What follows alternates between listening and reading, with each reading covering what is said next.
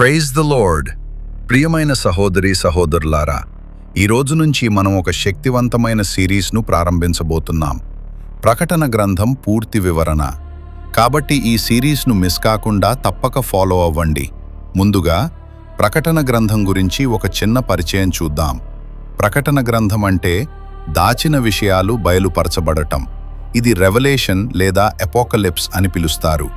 ఎపోకలిప్స్ అనే గ్రీకు పదానికి అర్థం దాచినది బయటపడటం లేదా తెరతీయుట.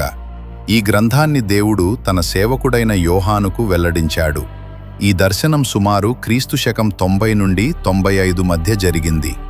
ఆ సమయంలో రోమా చక్రవర్తి డొమిషియన్ పాలనలో క్రైస్తవులు తీవ్రమైన హింసను ఎదుర్కొంటున్నారు. చక్రవర్తిని దేవుడిగా ఆరాధించమని బలవంతం చేయబడింది. అయితే యోహాను మాత్రం దేవుని కోసం నమ్మకంతో నిలిచాడు. దాని కారణంగా అతను పత్మాసు ద్వీపం పంపబడాడు. అక్కడే ప్రకటన గ్రంథము 1 అధ్యాయంలో యేసుక్రీస్తు తన దాసులకు కనుపర్చుటకు దేవుడాయనకు అనుగ్రహించిన ప్రత్యక్షత. ఈ సంగతులు త్వరలో సంభవింపనయ్యున్నవి. ఆయన తన దూత ద్వారా వర్తమానము పంపి తన దాసుడైన యోహానుకు వాటిని సూచించెను. అతనికి ఈ మహాదర్శనం కలిగింది. ఈ ప్రకటన గ్రంథంలో 7 అనే సంఖ్య చాలా ముఖ్యమైనది. 50 కంటే ఎక్కువసార్లు ఉపయోగించబడింది. ఇది సంపూర్ణతకు సూచిక.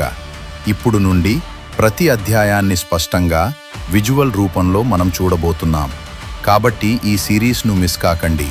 Please subscribe kids gospel tunes for next part.